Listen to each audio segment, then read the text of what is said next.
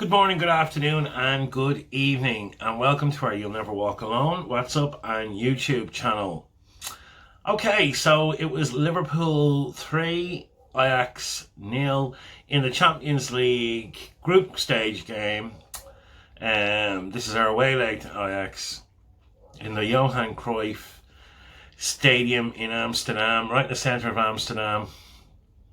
What a fantastic stadium. What a city to go and watch a football match. If you're a stoner like me, it's pretty much fucking paradise. Yes, I've been there many times. It was 45 minutes away from Ireland on a plane. And I used to go there most weekends, if I'm being truthful. Okay, so what did I think? Look, first half, I was a bit worried, if I'm going to be truthful. It was, Ajax were on top in the first half, I thought.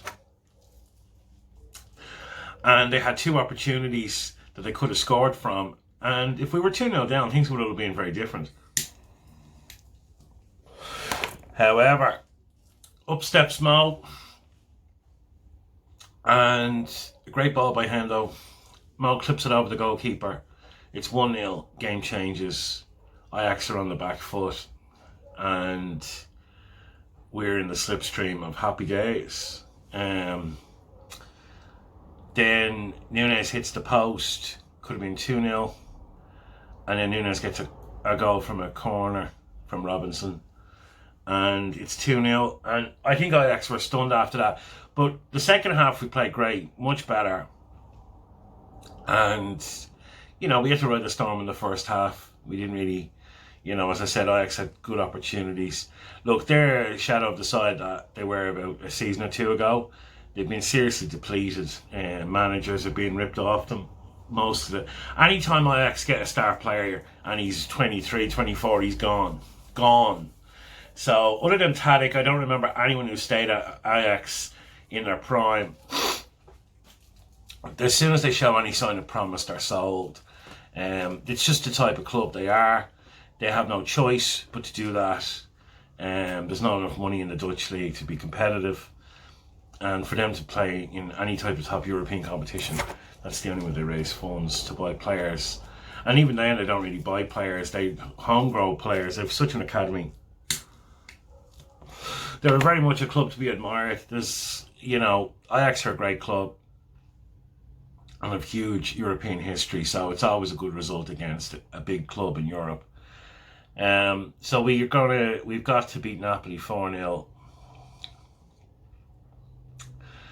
to top the group. I don't see that happening. I think Napoli are going to probably romp out as group winners, but much better performance. The Champions League is a different competition to the Premier League, which is why I enjoy it so much, because it doesn't matter what type of league form you have. You can still go far in Europe. And I just thought that we played really well in the second half. We thoroughly deserved the win.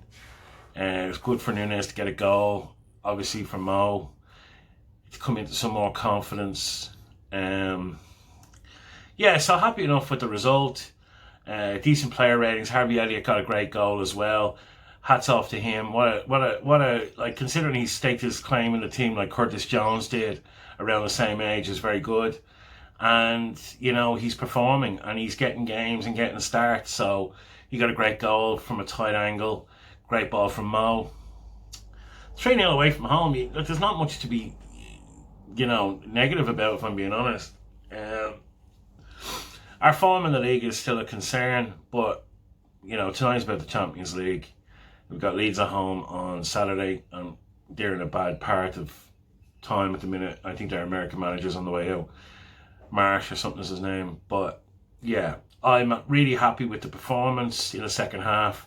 Great goals, great, as I said, nothing to be negative about, so I'm not going to be. I think there's going to be more negative nights in this season, and I think I'll keep them for that.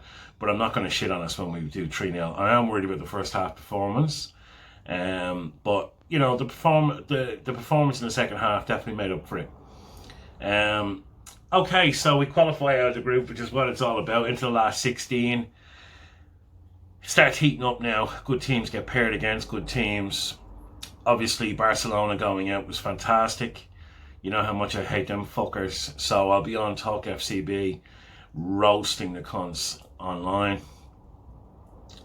And yeah, I'm excited to do that and to watch the meltdowns. So we go again, weekend, Saturday. I'll do a review. I'm going to do a player ratings as well. But yeah, 3-0. Very happy. Onwards and upwards, and we move on. Good afternoon and good evening, and welcome to our player ratings on Liverpool versus Ajax at the Johan Cruyff Stadium in Amsterdam in the Champions League group stages, our away leg in Ajax. So Ali, I'm going to give Ali a 7. Did well. Trent 7. Better performance from Trent, to be honest, especially defensively. Gomez 7. He was much better after the Forest horror show. Van Dijk 7. He was really good, very stabilising. Robbo was my star man at the back. He's getting an 8. Probably my man of the match. Robbo's had, you know, he had a great start to the season, and then he got a little bit shite, and now he's getting back to some form. Hendo 7. I thought that was probably Hendo's best performance in a while in a Liverpool shirt, if I'm being honest. Fabi 7. I thought he was good. He was a bit rocky at the start. We changed formation. We're changing formation to fit Núñez into the team. So we're going to have a few weird type of performances to get him into the team. Why are we trying to do this? Well, what's the point in spending 85 fucking million if we don't try and fit him in somehow? We're not going to Ronaldo him and leave him on the bench and just not fix it. Elliot 8. What a kid this is. What a star performer. I would have given him the man of the match if I'm being honest. But I'm going to give it to Robbo because I thought it was much better from... Elliot's performance has been good. Robbo has made the biggest jump up from performance.